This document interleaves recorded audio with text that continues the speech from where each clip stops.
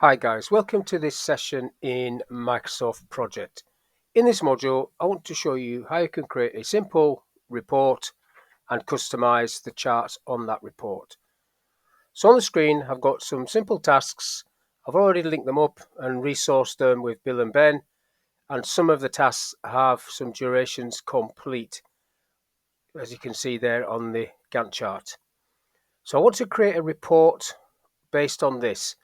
So go to reports, and then you've got these preset ones.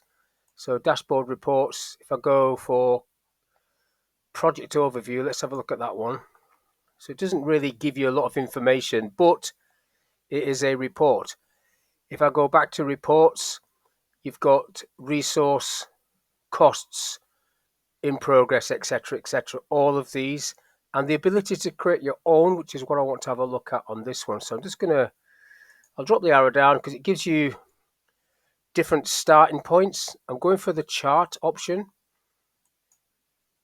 and it's asking me for a name. I'll just call it my name, and then OK. And then we end up with a blank canvas with one chart, because that's what I asked for, and a load of fields down the right hand side, basically with tick boxes to select items if you want. So at the moment, this is based on tasks, and you can see that these ticks represent the columns in the chart.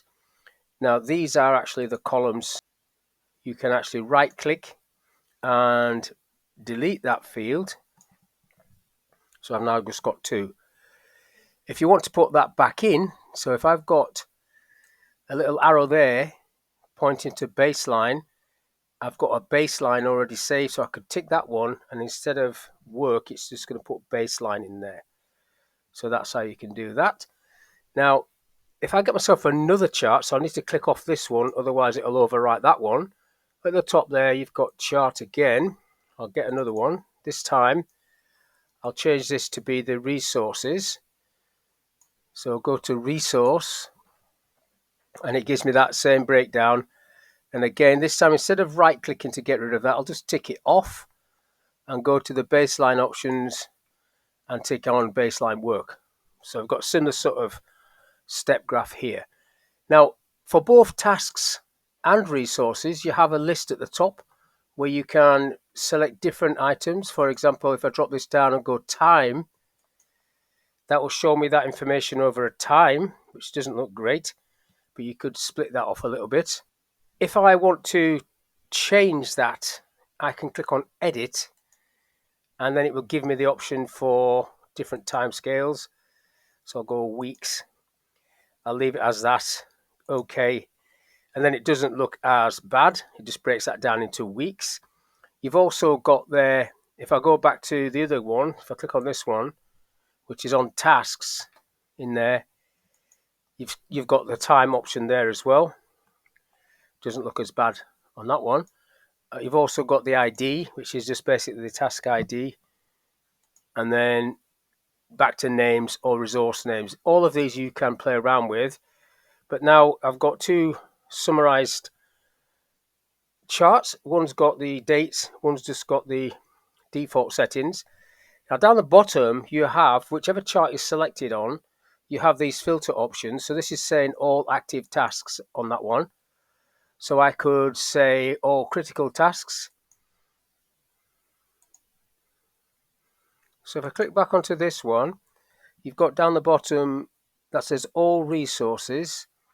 And then you've got some options here to change these to different things. So you've got a date range option, you've got groups. Now I haven't set this up by a group, so it's asking for a group. So I'll just cancel that. What that's talking about, if I go quickly to the resource sheet, that's talking about, let's go for trainer, and then admin. There's two groups.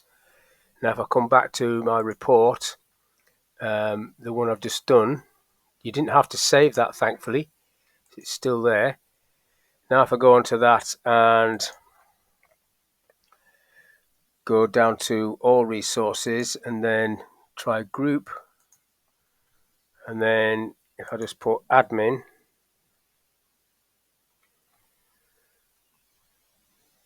it just shows me information for the admin group.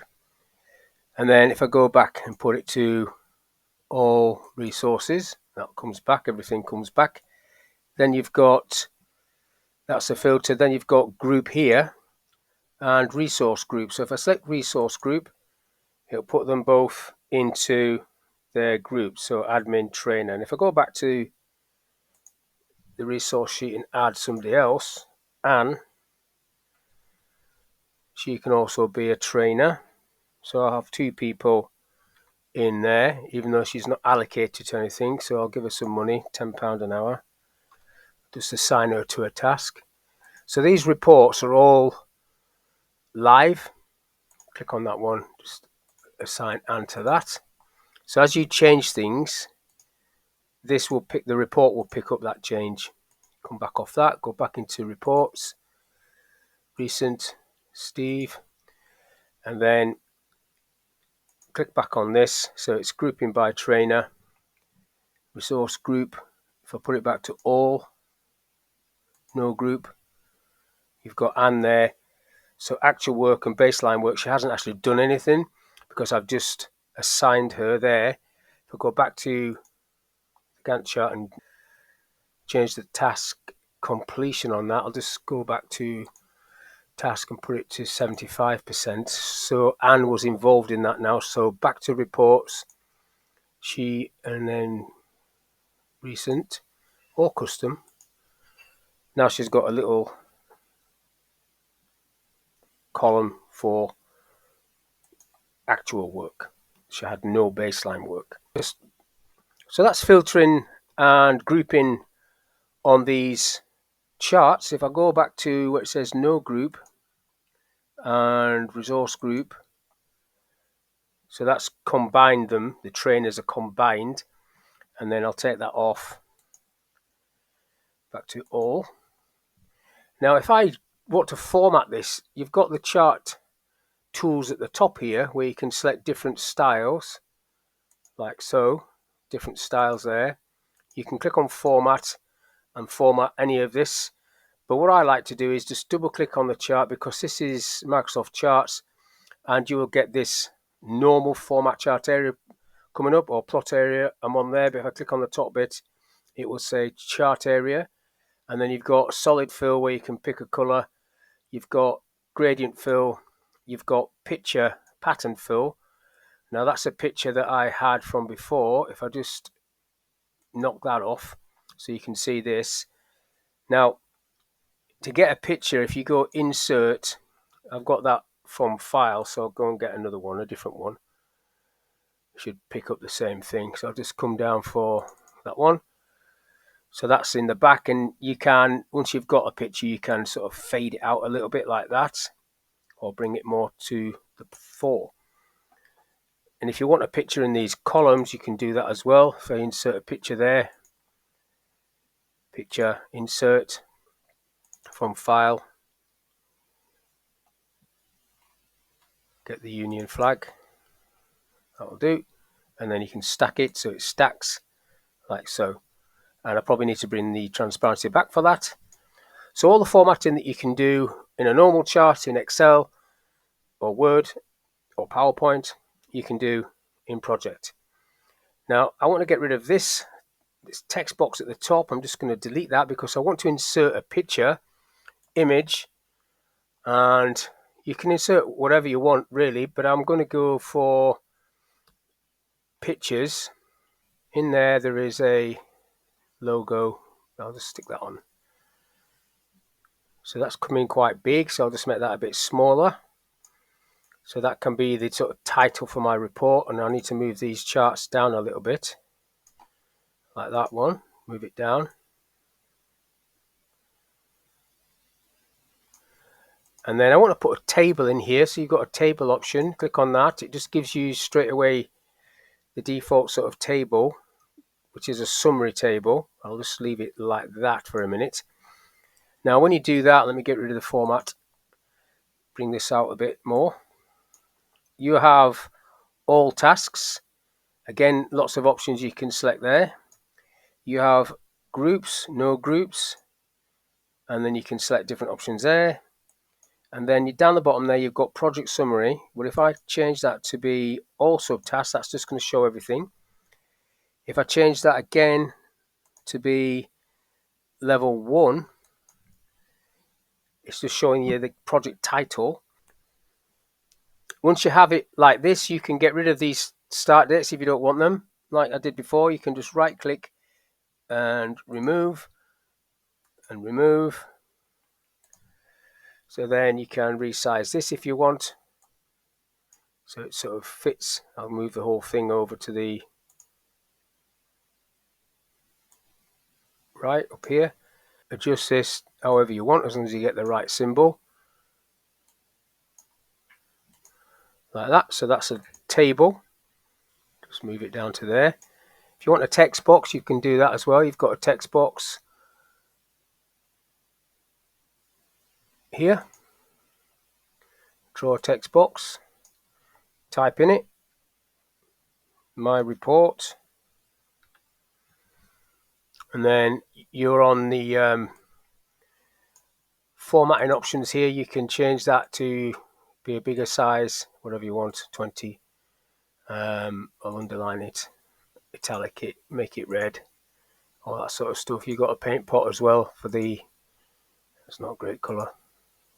That's all I'm going to do on this little report. So you've created your report. Now, if we go back into the Gantt chart and change things, so let's make everything 100% complete, which is not the greatest way to do it, but just for this. Then come back to my reports and go to custom this time, Steve. You'll see that it's got 100% complete and everything as filled in.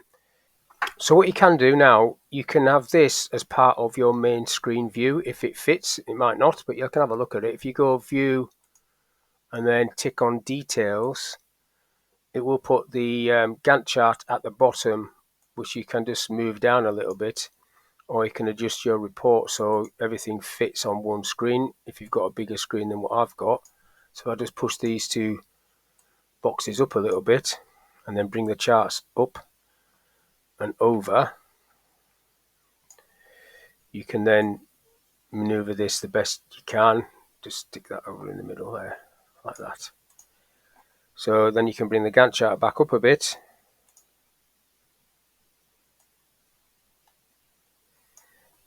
Like that. So you've got a split screen looking at a report as well. I'm not sure this actually works because of the space, but you can make these a lot smaller if you want and don't have that picture on there. And then if I want to get rid of this, I just take that off and then you're back to your default report, or you're back to a default Gantt chart, whichever one you're using. But that's all I want to talk about in this little video, how you can create your own report, customize the charts on that report, and then add that report to a split screen view. So hopefully that information was of use. Thank you for your time, and I'll catch you on the next one.